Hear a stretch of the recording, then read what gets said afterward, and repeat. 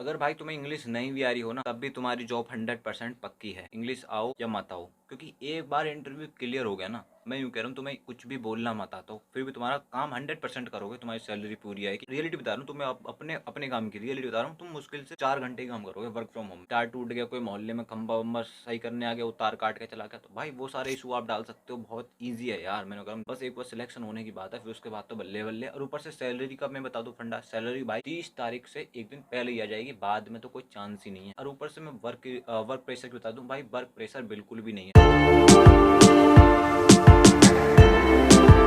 Hello दोस्तों, कैसे हो सभी? मैं भाई बढ़िया, क्या हालचाल? आए हो अच्छे होंगे और स्वस्थ होंगे भाई, मस्त होंगे। सो फाइनली आज मैं डिस्कस करने वाला हूँ मेरे जो प्रोसेस है उसमें वर्क की क्या रिस्पॉन्सिबिलिटी है, क्या मेरा वर्क है, व्हाट इज द वर्क, ठीक है, और क्या क्या चीजें हैं। So today I am going to tell you my reality, along with that I am also tell you how much we do, right, and what is the target and how much work pressure and there what are the benefits, right, क्या क्या benefits हैं, वो सारी चीजें पे आज मैं discuss करने वाला हूँ। And what are the benefits of work from home and along with the office, क्या ऑफिस से अच्छा है या फिर घर से करना अच्छा है काम ऑफिस का, तो वो मैं आज चीजें डिस्कस करने वाला हूँ। और साथ के साथ मैं बात करने वाला हूँ how how do we get work, who assign it today. I am going to tell you everything in this blog. मैं सारी चीजें आज इस ब्लॉग में मैं बात करने वाला हूँ। सबसे पहले मैं बात कर लेता हूँ कि मेरे प्रोसेस की रियलिटी क्या है, मेरे जो मैं वर्क करता हूँ उसमें काम क्या है, किस तरीके से काम है, एंड ऑल्सो क्या वर्क है। देखो बेसिकली आज मैं अपने इंश्योरेंस डिपार्टमेंट में, जो वो लोग बोलते हैं ना कि भाई काम क्या होता है, काम क्या होता है, मैं वही आज, और साथ के साथ मैं हायरिंग की भी अपडेट देने वाला हूँ, वो भी ध्यान सुन लेना। लेकिन फिलहाल मैं अपना काम की बात टॉपिक्स पे आ जाता हूँ, मेरा काम क्या है। तो देखो काम जो है, एक मैं एक एग्जाम्पल दे रहा हूँ। आपकी बीवी बच्चे हैं, ठीक है,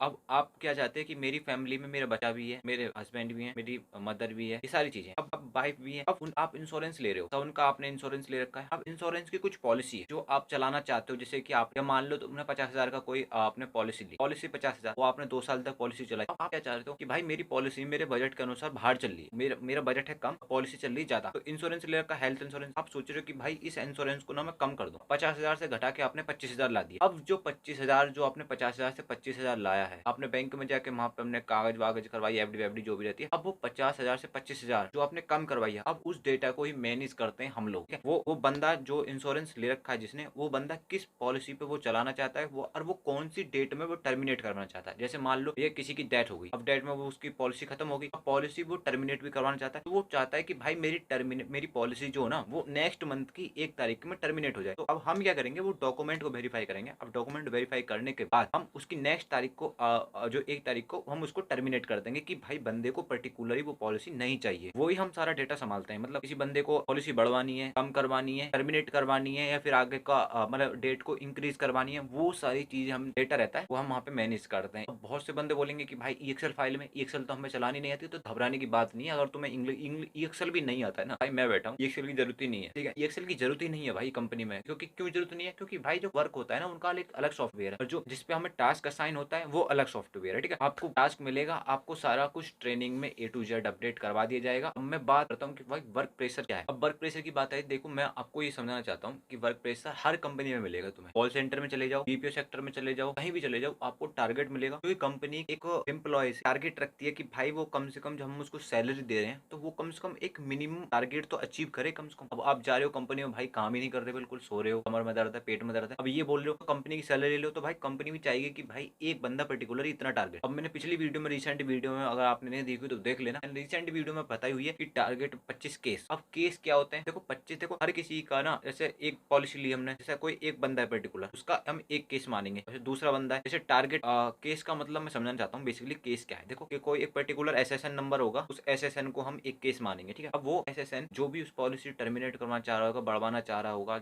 कम करवाना चाह रहा होगा, जैसा भी उसको करवाना है, हम उसको एक केस नाम देंगे। अब वैसे ही 25 बंदों का हमें करना है, तो उसको टारगेट बोलते हैं। मतलब 25-26 हो सकता है टारगेट, आप कितना भी अचीव कर लो ऊपर, लेकिन कम नहीं होना चाहिए। अगर आपने कम किया तो आपको क्या क्या कठिनाइयां सहन करनी पड़ सकती है। पहला तो आपको मैनेजर की डांट सुननी पड़ेगी, ऊपर से आपको क्वालिटी हेडर, आपकी एरर आ गई तो आपकी क्वालिटी मेंटेन नहीं होगी। और क्वालिटी मेंटेन भाई 99 चाहिए, ठीक है, मतलब 100 हो कोई दिक्कत नहीं है, ग्रीन में चलोगे। और 98 से अब कम हुए, रेड को रहता है ना, क्वालिटी हेडर की वो रेड में आ जाते हो, तो वही आपको मेंटेन करनी पड़ेगी। ऊपर से क्वालिटी हेडर आपको ज्वाइन करना पड़ेगा। और साथ ही साथ में अब मैं बेसिकली बताना चाहता हूँ कि वर्क प्रेशर रहता कितना है। देखो जो बंदे फ्रेशर जाते हैं उनके लिए 1 मंथ तक कोई प्रेशर नहीं रहता। 1 मंथ तक ट्रेनिंग में गुजर जाता है उनका, और लास्ट सेकंड मंथ भी कोई प्रेशर नहीं रहता। सेकंड मंथ आपको समझने में क्वालिटी और धीरे धीरे उसी रिपीट पे मतलब उसी स्पीड पे आने तक आपको टाइम लग जाता है, तो आपको सेकंड मंथ तक कुछ नहीं करेंगे। लेकिन जो आपका थर्ड मंथ रहेगा उसमें आप मार के खेल लेंगे बहुत खतरनाक तरीके से।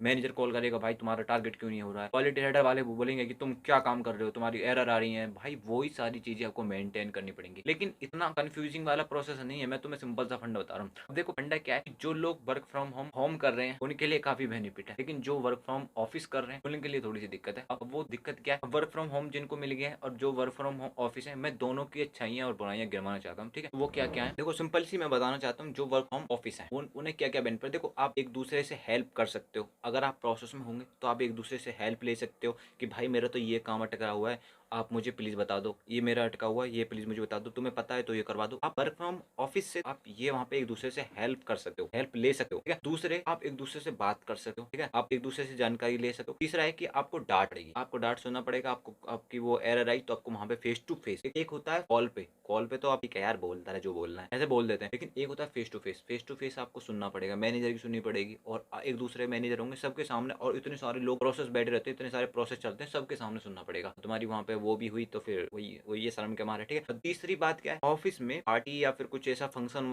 होता है, आपको वहाँ पे पार्टिसिपेट कर सकते हो। आपका वहाँ पे मनोरंजन होगा फुल अच्छी तरीके से। आप ऑफिस में गेम खेल सकते, जिम कर सकते हो, जिम भी है गेम भी है वहाँ पे। अपना हेल्थ बॉडी का भी ध्यान रख सकते हो प्रॉपर। ठीक है, अब वहाँ पे कॉफी वगैरह भी पी सकते हो, कॉफी फ्री ऑफ कॉस्ट है। ऊपर से आपको बोथ साइड कैप मिलेगी वहाँ पे, वो भी आपको बेनिफिट मिल जाएगा। मैं बात आ जाता हूँ वर्क फ्रॉम होम की, भाई क्या क्या बेनिफिट ना। देखो पहला तो वही है, वर्क फ्रॉम होम है तो भाई आपको पहला तो वही मिलेगा, क्या बोलते हैं 1000 रुपए वाईफाई का पैसा मिलेगा। ऊपर से आपको सेकंड है भाई, आपको ट्रेनिंग कंप्लीट करनी पड़ेगी। ट्रेनिंग तो भाई आप ऑफिस से करो या फिर घर से करो, ट्रेनिंग तो आपके करनी पड़ेगी, ट्रेनिंग कंप्लीट करनी पड़ेगी। ऊपर से साथ में आपको मीटिंग भी ज्वाइन करनी पड़ेगी, क्योंकि भाई मैनेजर रहता है, मैनेजर को भाई कॉल है, चिल्ल है, भाई मीटिंग ज्वाइन करो, बंदों को जगाओ, कोई सो रहा हो ऐसा, वो मीटिंग ज्वाइन करनी पड़ेगी। ऊपर से आपको पूरी रात भर मीटिंग में रहना पड़ेगा। आप फोन डेड हो, कुछ भी हो भाई, कैसे भी हो, तो आपको फिर आपको अगर वाईफाई नहीं चल रहा है, आपको रेस्ट करना है, वाईफाई का इशू डाल दो भाई, वाईफाई इशू, आप सो जाओ, भाड़ में जाओ प्रोसेस पे। तो वहाँ पे एक बेनिफिट मिल जाता है, आप वाईफाई का इशू लगा के आप सो सकते हो। आपको फिर वर्क फ्रॉम होम में ये भी बेनिफिट है कि भैया शिफ्ट चालू होगी, फोन देखने आ रहा है, तू सो जाओ ये थोड़ी देर के लिए, आप आधे घंटे के लिए रेस्ट भी कर सकते हो। वर्क फ्रॉम में मोस्ट ऑफ द भाई अब 4 घंटे काम करोगे पूरी नाइट में। अगर आपके पास ज्यादा वर्क प्रेशर है तो वो रेयर केस में 1-2 दिन हो सकता है, लेकिन आपको रेस्ट करोगे आराम से। मतलब डेली के 8 घंटे की शिफ्ट में तुम मुश्किल से 5 घंटे काम कर पाओगे, 3 घंटा आराम से रेस्ट करोगे। और ऊपर से फिर वाईफाई नहीं चल रही, आप भैया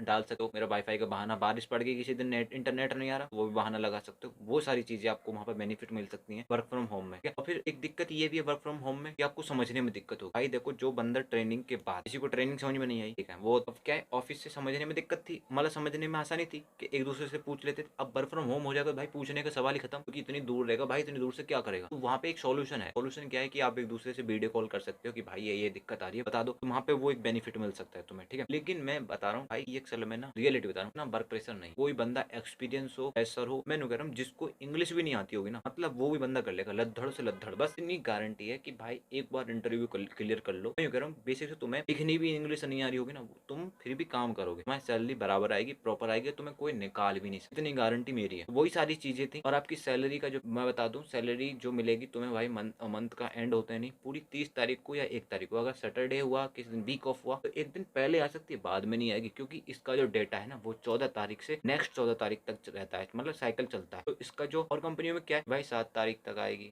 वेट कर रहे हैं, अरे यार आज तो 30 ही हुई है यार, एक भी हुई, एक ही हुई है, 2 हुई है, अभी तो 7 तारीख बहुत दूर है। वो वेट करने का इंतजार वहाँ पे खत्म। बिल्कुल वही चीज मैं बोल रहा हूँ। कोई भी अपने किसी भी साइड से, कॉमर्स हो या कुछ ग्रेजुएशन हो, कुछ कोई सी भी साइड से अपने पास आउट की हो, चल जाएगा बिल्कुल। ठीक है, और साथ में मैं हायरिंग की भी मैं अपडेट एक नेक्स्ट ब्लॉग में बताने वाला हूँ, यानी कि कल हायरिंग आ चुकी है, मैं आपको बता दूंगा। बता क्या दूंगा मैं, कल कोई एक ब्लॉग अपलोड कर दूंगा। मैं ये बोलना चाहता हूँ कि भाई अगर जो भी आप मेरी फैमिली में नए आए, वीडियो को नया देख रहे हो, प्लीज भाई मैं रेफरेंस के साथ देता हूँ। ठीक है, मैं वो हर चीज हर ब्लॉग में बोलता हूँ, क्योंकि आप बोलते हो कि भाई आप एक ही चीज को रिपीट कर रहे हो। अरे भाई कुछ बंदे न्यू हैं तो उनके लिए कुछ बताना तो पड़ता है ना। तो भाई जो भी आप मेरी फैमिली में हो, जो भी देख रहे हो, प्लीज सब्सक्राइब कर लो, क्योंकि भाई अगर आपने ग्रेजुएशन कर लिया कोई दिक्कत नहीं, बीटेक हो, कुछ भी हो, बीबीए हो, कहीं भी हो, कैसे भी हो, आपको 100% भाई आप एलिजिबल हो। ठीक है, साथ में आप क्या क्या है एलिजिबल होंगे, और हायरिंग की अपडेट मैं देने वाला हूँ बहुत जल्दी, नेक्स्ट ब्लॉग आएगा। ठीक है, तो चिंता मत करो, और तुम्हारी कोई भी क्वेरी है प्लीज मेरे को कमेंट करो, मैं आपको रिप्लाई दूंगा। ठीक है, तो मिलते हैं नेक्स्ट ब्लॉग में, तब तक के लिए भाई जय हिंद। प्लीज सब्सक्राइब कर लेना, क्योंकि मैं इससे अपने चैनल पे हायरिंग से रिलेटेड अपने ब्लॉग में डालता रहता हूँ, किस तरीके से हायरिंग होनी है, कब ज्वाइनिंग है, क्या डेट, क्या मेल आई है, मैं फुल एकदम सपोर्ट करता हूँ। ठीक है, और कोई भाई बोल रहे हैं कि इंस्टाग्राम पे यार रिप्लाई नहीं करते, हमने मैसेज किया, भाई देखो आप नेसेसरी के मैसेज करते हो, कॉल पे कॉल, भाई हायरिंग कब आएगी, हायरिंग करने के लिए भाई कॉल ही कर रहे हो मेरे को। भाई हायरिंग जब आती है मैं ग्रुप में अपडेट दे देता हूँ पहले, फिर उसके बाद एक ब्लॉग बना देता हूँ प्रॉपर, ताकि आपको समझने के लिए। ठीक है, तो अननेसेसरी के भाई कमेंट मत किया करो, मैं आपको हर तरीके से गाइड करता हूँ प्रॉपर। किसी की मेल आ गई वहाँ पे पेंडिंग एक्शन रिक्वायर्ड, भाई वहाँ पे भी मैं मेल करवाता हूँ, अगर वहाँ से रिस्पॉन्स आता है तो वो आपके लिए ही गुड बेटर है। तो इसलिए मैं बोलता हूँ हर तरीके से सपोर्टेड हूँ, इसलिए भाई मेरे चैनल से जुड़े रहोगे तो आपको हर तरीके से सपोर्ट करूंगा, और 100% बोल रहा हूँ भाई जॉब तो मिलनी मिली। ठीक है, तो मिलते हैं नेक्स्ट ब्लॉग में, तब तक के लिए भाई जय हिंद।